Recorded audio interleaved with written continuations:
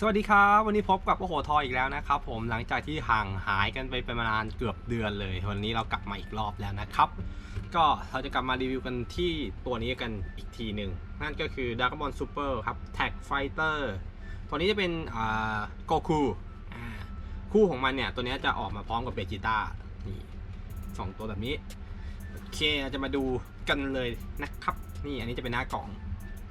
อันนี้เป็นด้านข้างจะมี2ตัวนี่ด้านหลัง2ตัวเหมือนกันอีกด้านหนึ่งกับด้านบนแล้วก็ด้านล่าง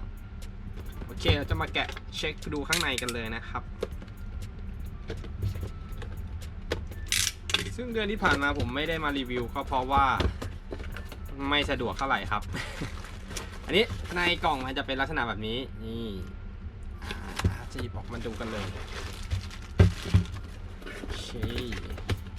ซึ่งตัวนี้นะครับมันจะมาเป็นลักษณะของถุงเดียวนี้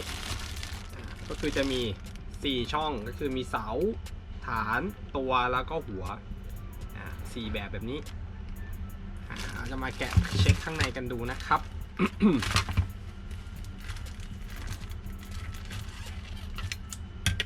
อันนี้หัวจะมาเป็นในลักษณะของ Super Saiyan Blue นี้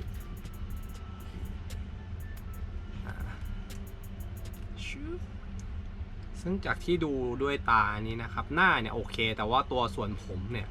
ยังลงรายละเอียดไม่ค่อยดีเท่าไหร่อันนี้จะเป็นช่วงตัวจะมาเต็มตัวฮะถอดไม่ได้ถ้าจำไม่ผิดตัวนี้จะอยู่ใน The Movie นะฮะของ Dragon Ball Super Broly คือเป็นฉากตอนที่โกคูกับเวจิต้าอัดพลังใส่โบลี่อันนี้ฐานมันจะมีมาเป็น3ช่องแบบนี้ฐานเดียวสีทึบนะฮะแล้วก็จะมี3รูซึ่งรูนึงเนี่ยเอาไว้แยกเดี่ยวอีก2รูเนี้ยเอาไว้วางคู่กันระหว่างโกคูกับเบจิต้าอีกอันนึงก็จะเป็นเสาธรรมดาโอเคทีนี้เราจะมาประกอบดูกันนะครับนี่ก็ไม่มีอะไรฮะแค่ประกอบหัวเข้าไปอันนี้เราจะให้ดูรายละเอียดกันก่อน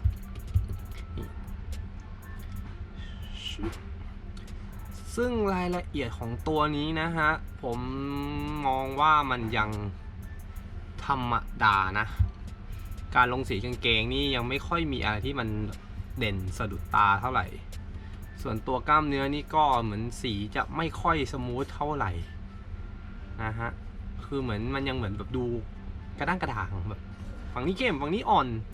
คือมาไล่สียังไม่ได้โอเคเท่าไหร่ฮะหน้าเนี่ยโอเค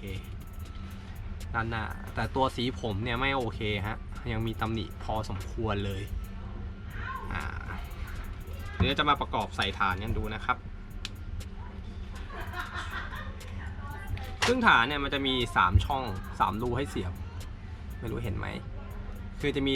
2รูคู่กันแล้วก็มีด้านเดียวถ้าเกิดโชว์ตัวเดียวผมคิดว่าน่าจะใส่เป็นด้านเดียวอย่างนี้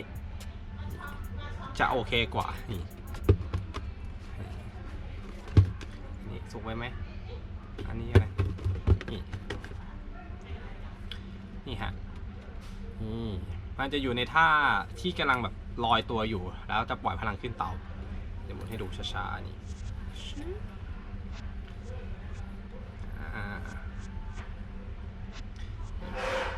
เท่ๆเลยฮะตัวนี้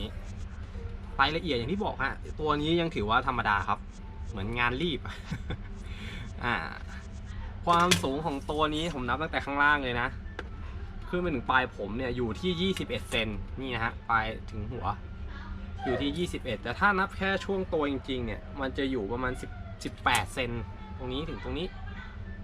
จะอยู่แค่ประมาณ18-19เซนก็ถือว่าตัวเนี่ยมันไซส์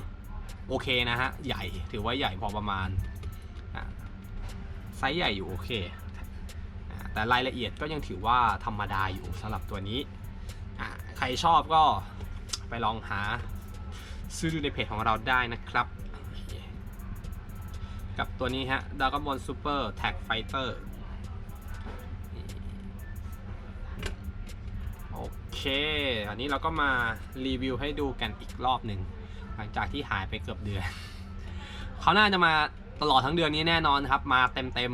ทั้งของเดือนที่แล้วแล้วก็ของเดือนนี้เราจะรีวิวกันแบบเต็มที่เหมือนเดิมแล้วไม่หายไปไหนแน่นอนก็วันนี้นะครับก็ขอบคุณมากนะครับที่รับดูและรับชมกับโอ้โหทอยของเราในวันนี้สำหรับวันนี้สวัสดีครับ